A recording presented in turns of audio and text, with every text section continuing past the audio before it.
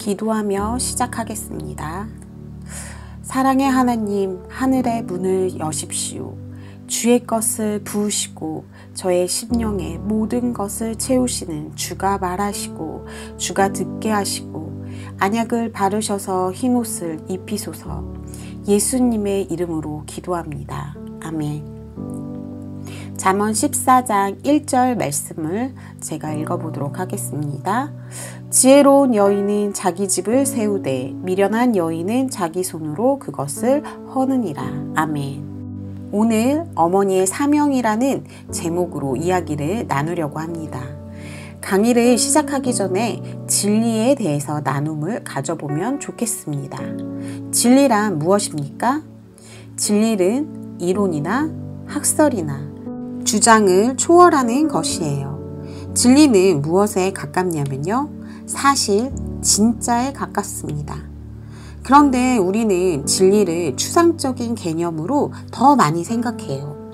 진리의 범위를 우리 맘대로 줄였다가 늘렸다 해요. 왜냐하면 눈에 보이지 않으니까요. 그렇게 생각하기가 쉽습니다. 예를 들면 기독교는 불교와 카톨릭과 다른 종교들을 수용하지 못하는가?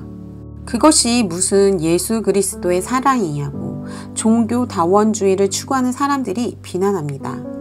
그런데 진리는 사실에 가까운 것이기 때문에 기독교는 거짓을 수용하지 못하는 거예요. 예를 들면 예수를 믿지 않고 구원받지 못한다 라는 이 진리는 수학 공식의 예로 2 곱하기 2는 4와 같습니다. 그런데 안타깝게도 많은 사람들이 2 곱하기 2는 4만 답이라고 하지 말고 6이라고도 해주고 8이라고도 해달라고 해요. 2 곱하기 2는 8인가요? 안 되죠. 진리는 이런 것과 같습니다. 진리는 진짜이고요. 사실이고요. 영원하고요. 변하지 않고요. 진리는 모든 것에 영향을 끼치고요. 모든 것을 다스리는 것이에요. 모든 것을 세우고 모든 것을 일으켜요. 그게 진리입니다. 오늘 하나님께서 우리에게 주신 것이 이 진리입니다. 진리는 예수 그리스도시고요. 예수 그리스도는 생명이시고 진리이십니다. 이게 진짜이고 사실입니다. 이런 일화가 있어요. 시골에서 사는 개미가 서울에 다녀온 개미를 만났어요. 서울에 다녀온 개미가 시골에 있는 개미에게 서울에는 아주 높은 63빌딩이라는 빌딩이 있어. 시골에 있는 개미가 그런 걸 보지 못했으니까 아니야, 그런 건 없어 라고 믿지 않는 거와 같은 거예요. 시골에 있는 개미가 그 사실을 믿던 안 믿던 63빌딩이 서울에 있다는 사실은 변함없는 거니까요. 진리는 우리가 믿던 믿지 않던 진리 자체로 존재해요. 진리는 우리에게 영향을 끼치지만 진리는 우리의 영향을 받지 않습니다. 이것이 진리입니다. 바꿔 말하면 우리가 진리 가운데 우리가 들어가는 방법밖에 없습니다. 진리는 너무나 완전하고 크고 위대하고 진리의 힘은 너무 놀라워서 우리가 진리와 함께 하는 방법은 진리 가운데로 들어가는 것뿐입니다. 그러니까 여러분이 교회에 왔을 때 우리가 만나는 사람 다 누구죠? 다 사람이죠. 그런데 교회의 주인은 누구죠? 예수님이십니다. 그런데 많은 사람들이 진리이신 예수님을 만나기 전에 사람인 우리를 보고 낙심도 하고 진리가 없다고 생각도 하는 거예요. 간단하게 말하면 속임수죠.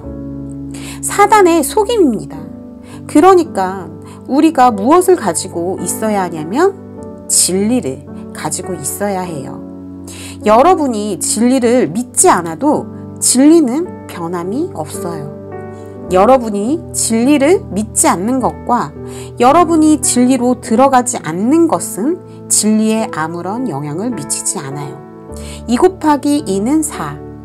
이것이 사실이니까요.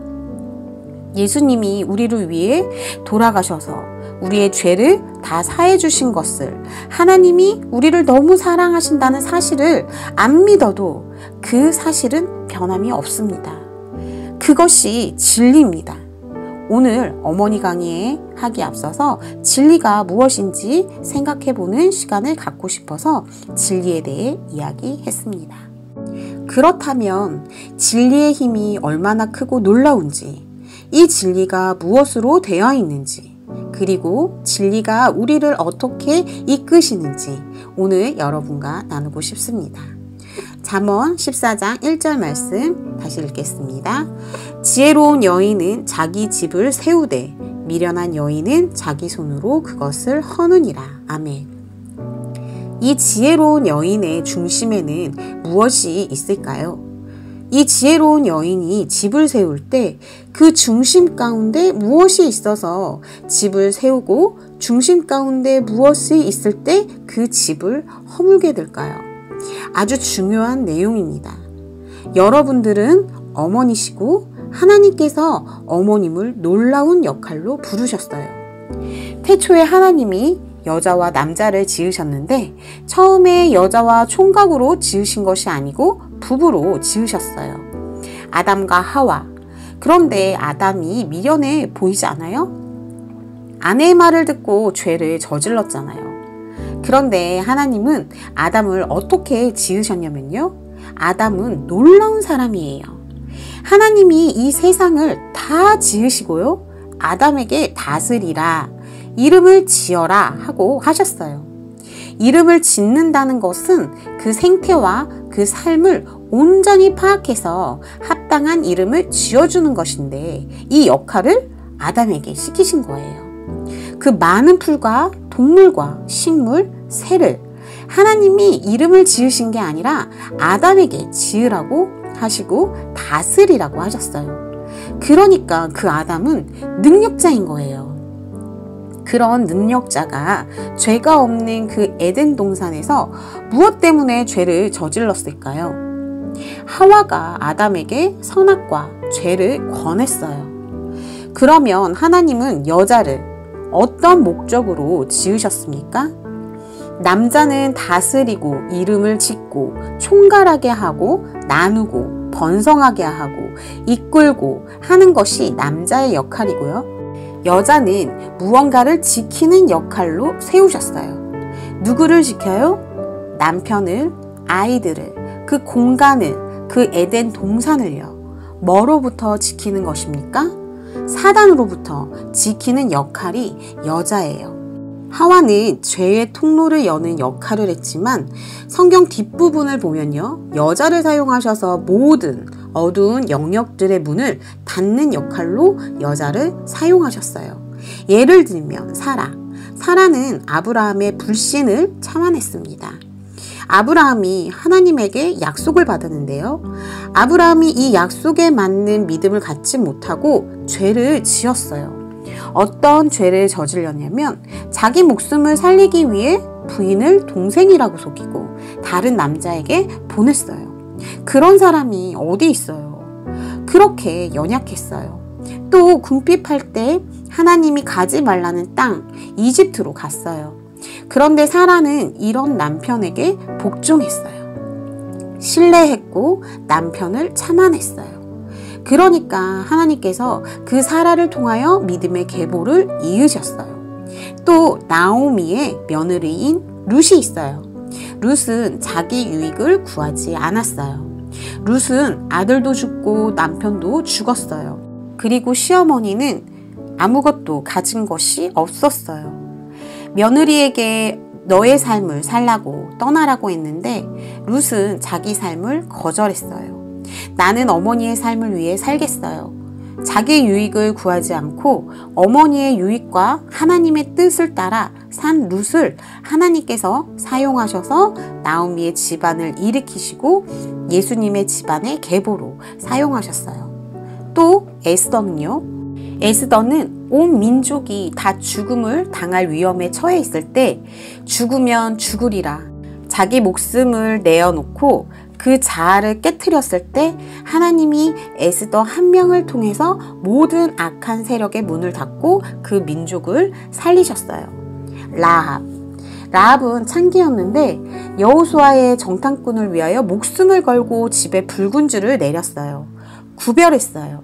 자기의 목숨이나 편함을 생각하지 않았어요. 하나님의 뜻만 생각했어요. 붉은 줄을 내리고 정탐꾼을 도왔을 때 그 집안이 살고 라합을 통해 예수님의 계보가 이어졌어요. 하나님은 저와 여러분 같이 연약하고 이름 없는 여자들을 사용하셔서 어둠의 통로를 닫으셨어요. 역대하를 보면 많은 여자들, 여왕들, 왕비가 있었는데 아버지가 흉악하고 주님을 배반하고 나쁜 짓을 많이 해도 엄마가 믿음의 사람이면 그 아들은 신실한 왕이 되었어요. 요한복음 10장 1절에서 3절 말씀. 내가 진실로 진실로 너희에게 이르노니 문을 통하여 양의 우리에 들어가지 아니하고 다른 데로 넘어가는 자는 절도며 강도요. 문으로 들어가는 이는 양의 목자라. 문지기는 그를 위하여 문을 열고 양은 그의 음성을 듣나니 그가 자기 양의 이름을 각각 불러 인도하여 내느니라. 아멘. 목자는 누구실까요? 예수님. 양은 누굴까요? 우리죠. 우리에게 양은 누구죠? 자녀들과 남편들이겠죠. 근데 뭐가 있습니까? 목자와 양만 있는 것이 아니에요. 등장하는 인물이 또 있습니다. 문지기예요. 문지기는 무엇을 하는 사람입니까? 문을 여는 사람이니까 문을 닫는 것도 하겠죠. 문지기가 문을 열어야 목자가 들어갈 수 있습니다. 그런데 이 목자가 어떤 분이십니까? 양의 이름을 각각 불러내어 인도하시는 자가 목자입니다. 양의 성향, 양의 길, 양의 모양, 양의 성격, 양이 무엇을 먹어야 하는지, 양이 무엇을 마셔야 하는지를 다 아시고 각각 불러내어 인도하는 자가 목자입니다. 요한복음 10장 4절 5절. 자기 양을 다 내놓은 후에 앞서가면 양들이 그의 음성을 아는 고로 따라오되 타인의 음성을 알지 못하는 고로 타인을 따르지 아니하고 도리어 도망하느니라. 아멘. 문지기는 목자와 양을 만나게 하고 목자의 음성을 아는 양은 타인의 음성을 듣지 않습니다. 도리어 어떻게 한다고요? 도망간다고 했습니다.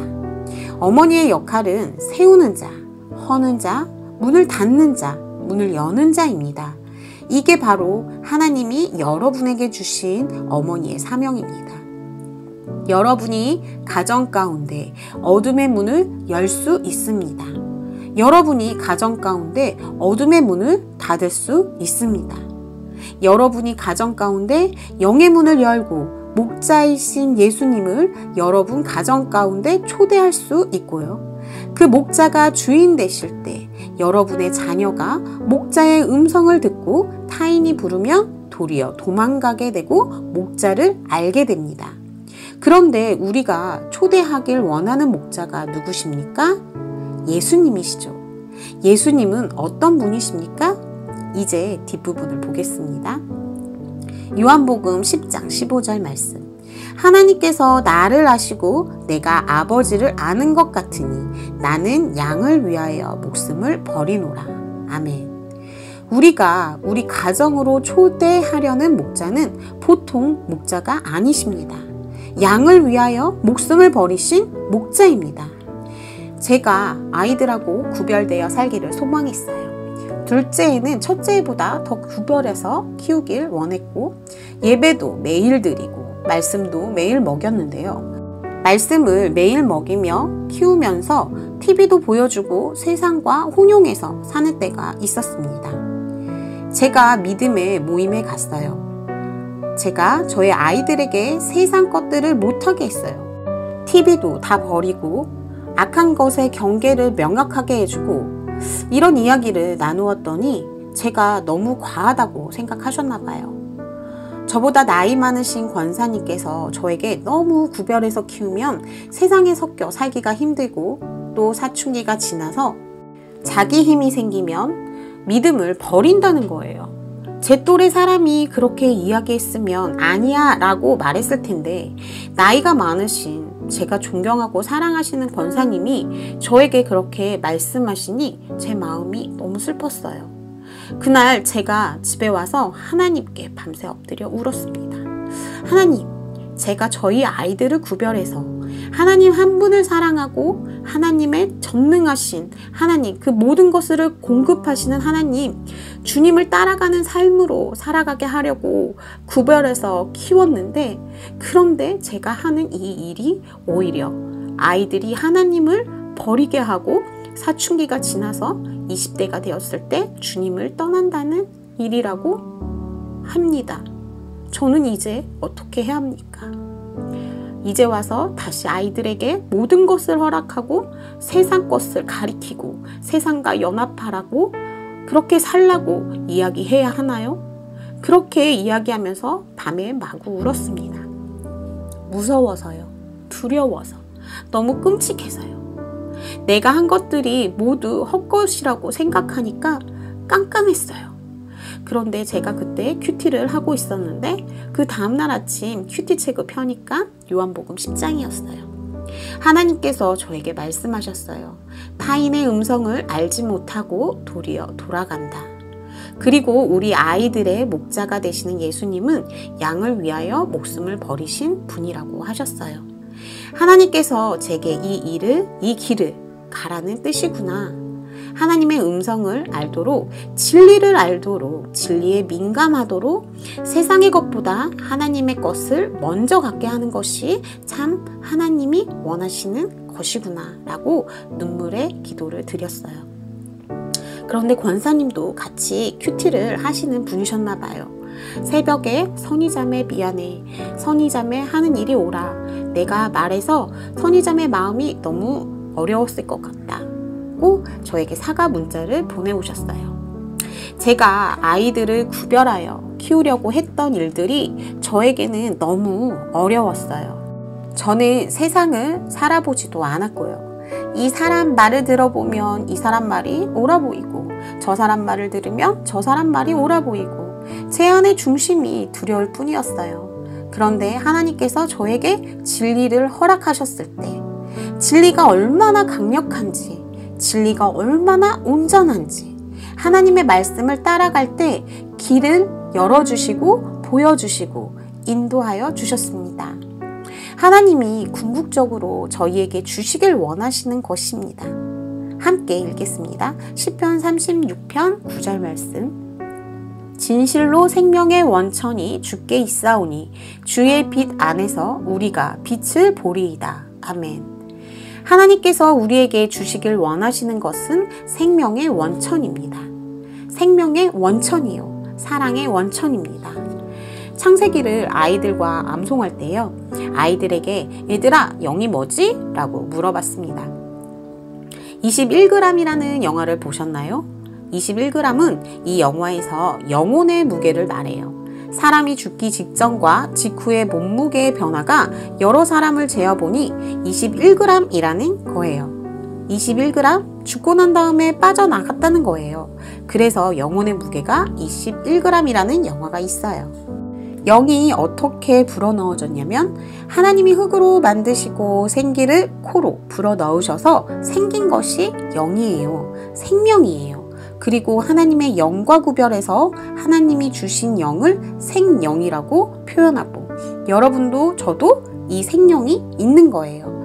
그리고 생명은 영원하도록 지어졌어요. 여러분 죽었을 때요. 영생을 얻는다고 표현하는데 영생은 영원한 생명이잖아요. 천국에 가는 것만 영원한 생명이라고 표현하지만 이미 하나님께서 생명들을 우리의 영혼들을 죽지 않게 지으셨어요. 지옥에 가도 우린 영원히 소멸하지 않아요. 그 지옥 가운데 그 어둠의 시간 가운데 영원의 시간을 보내야 해요.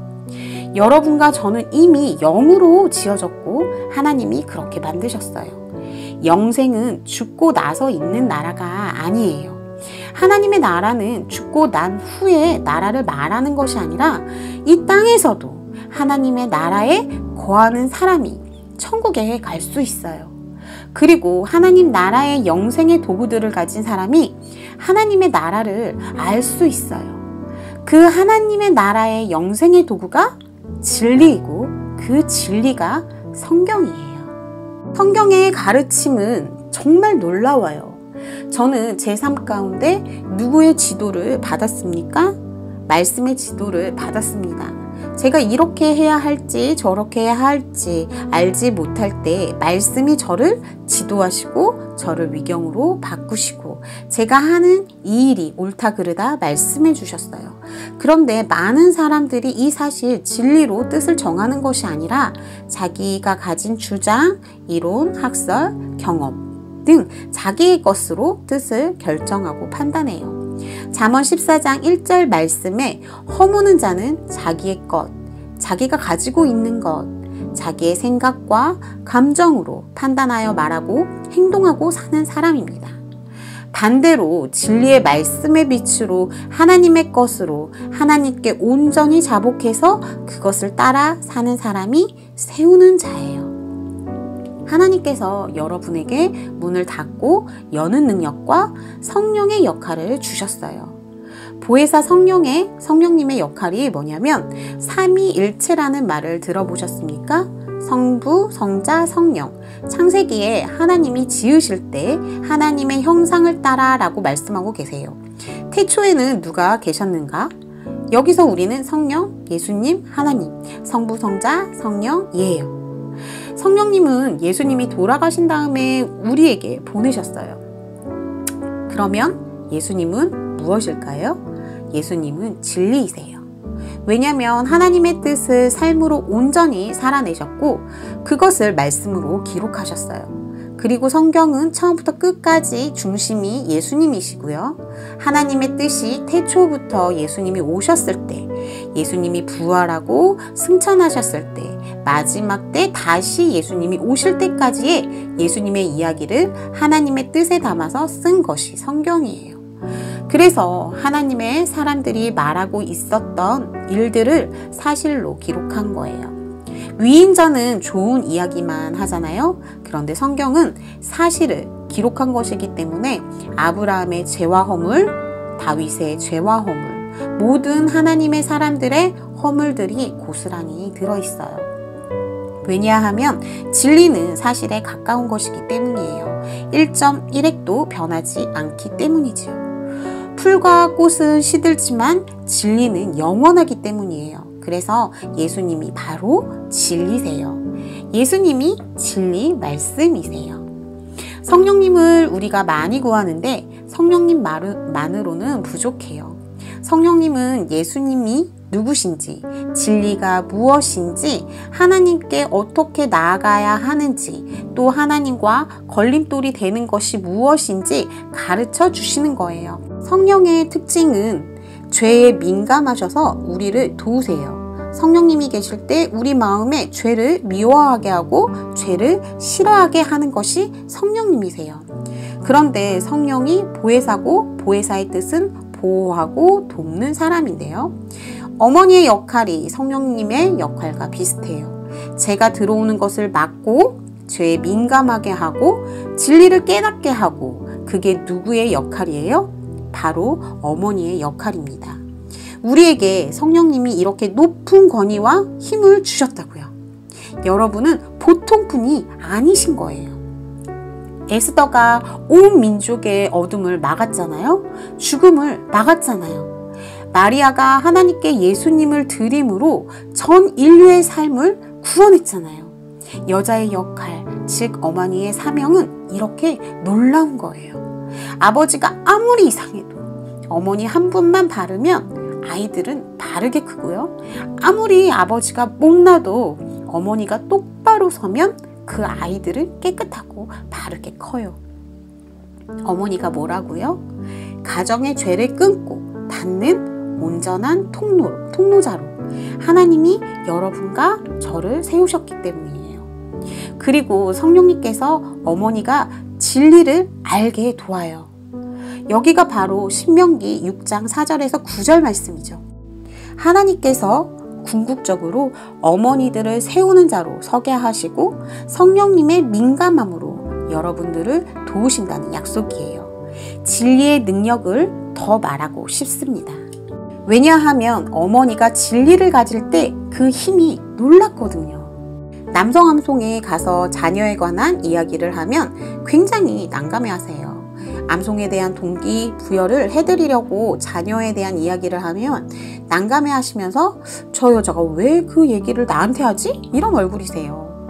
눈을 어디에 두셔야 할지 모르시고요. 너무 착한 아저씨 집사님들만 오셨는데 왜 오셨어요? 어떻게 오셨어요? 말씀을 사랑하셔서 오셨나봐요? 하면 반 이상은 아내가 보내서 왔습니다 라고 말씀하세요. 아내의 복음에 의해서 오게 되셨다고 간증하시고 아내가 가라고 해서 왔다고 하시는 분이 계셔요.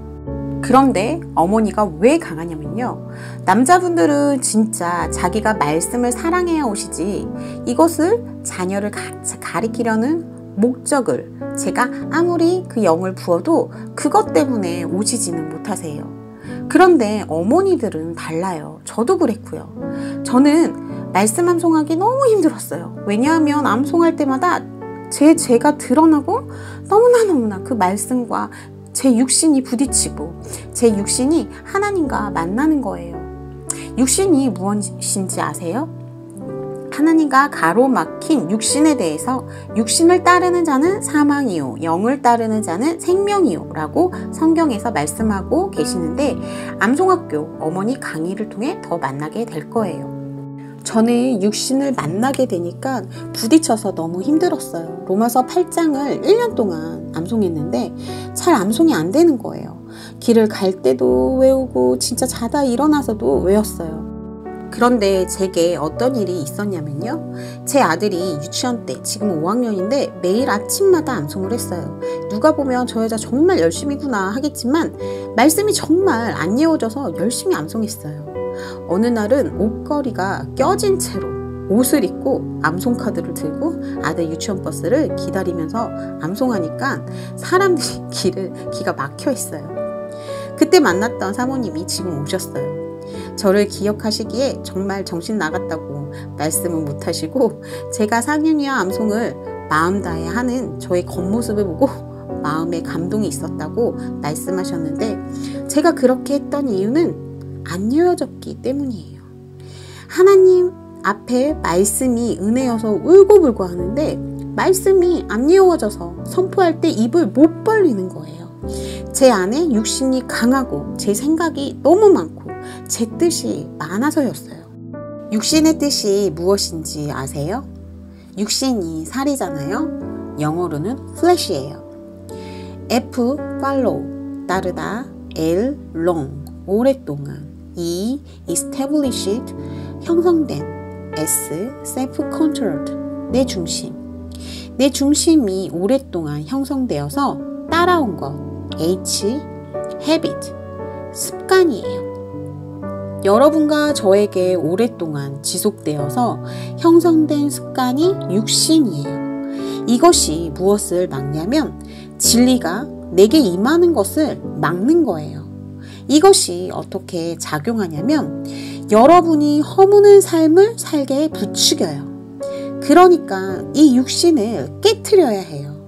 그런데 이 육신이 너무 질기고 너무 강해서 사람의 힘으로는 자신의 의지로는 절대로 깨질 수가 없어요. 무엇으로 깨질 수 있을까요? 진리예요. 말씀이에요. 히브리서 4장 12절 말씀. 하나님의 말씀은 살아있고 활력이 있어 좌우의 날선 어떤 검보다도 예리하여 혼과 영과 및 관절과 골수를 찔러 쪼개기까지 하며 또 마음의 생각과 뜻을 판단하나니. 아멘. 하나님의 말씀이 여러분 가운데 임할 때 여러분의 육을 도려내시고 성령님을 의지하여 진리로 예배할 때 영과 진리로 예배할 때 하나님은 영이시니 영과 진리로 예배하는 자를 찾으신다고 하셨으니 여러분의 가정 예배가 영과 진리로 드려지는 예배가 되어야 해요. 성령과 진리를 따라 예배할 때 여러분의 육신 가운데 있는 하나님의 불복종이 깨어지는 거예요. 여러분의 습관이 깨어지는 거예요. 여러분의 죄를 일으키는 원천이 바뀌는 거예요. 그것이 말씀의 능력입니다. 아직 우리 아이들은 육이 오랫동안 형성되지 않았어요. 그 아이들도 육신이 있지만 살아온 시간이 아직 길지 않아요. 그러니까 말씀이 들어가면 옳은 습관으로 옳은 삶을 살 수 있어요. 그런데 이미 육이 형성된 다음에는 저와 같이 로마서 8장 말씀을 암송하기가 어렵습니다. 설교 말씀을 들을 때도 은혜 받고 감격하고 알 것 같지만 말씀이 끝나면 무슨 말씀인지, 하늘나라가 임했다는 것이 뭔지 너무나 추상적이고 내가 내 경험과 주장과 알고 있는 것으로 설명할 수가 없어요. 그런데 진리가 중첩되어 쌓이니까 진리는 엄청나게 큰 거예요. 진리는 오묘하고요. 예수라고 한 단어로 설명할 수도 있지만 이 성경처럼 여러 장에 여러 말로 설명할 수도 있어요. 진리는 유동적이고 살아있고 연합하고 유기체입니다. 시편 36편 9절 진실로 생명의 원천이 주께 있사오니 주의 빛 안에서 우리가 빛을 보리이다. 아멘. 생명을 이루는 힘을 알고 계시나요? 그게 바로 진리라는 것이에요. 마지막으로요. 하나님 아버지와의 존재에 대해 이야기할게요. 하나님이 계시다는 것과 아니다를 아는 것은 시골 개미와 서울 개미로 말해서 큰 차이가 없는 것처럼 그냥 개미라고 생각할 수 있겠지만 하나님의 뜻을 가지고 있는 것과 가지고 있지 않는 것은 너무나도 큰 차이입니다. 제가 아버지가 일찍 돌아가셨어요. 8살에 그때는 아버지가 돌아가셨을 때는 죽음이 뭔지도 모르고 실감을 못했어요. 그런데 아버지가 돌아가셨다는 것, 아버지가 존재하지 않는 것, 없다는 것이에요. 아버지의 부재는 제가 지금 46살인데 제가 지금까지 삶 가운데 날마다 드러나는 것인데 있어야 할 자리의 부재는 살면서 날마다 겪는 것과 같아요.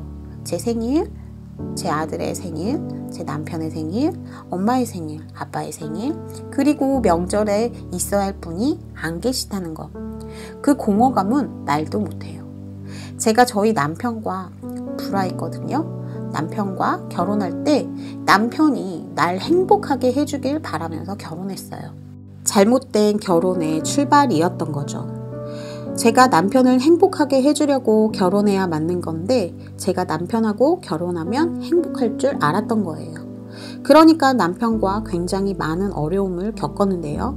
제가 남편과 헤어지지 않는 이유는 자리에 있는 것과 없는 것은 너무나 다르다는 것을 제가 알았기 때문일 수도 있어요.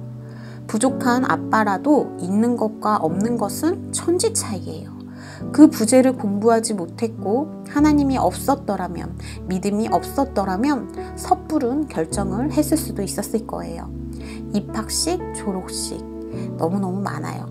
우리 아이를 낳았을 때 아빠가 보았더라면 얼마나 좋아하셨을까. 지금도 남편이 나를 힘들게 하면 아빠가 생각나고요.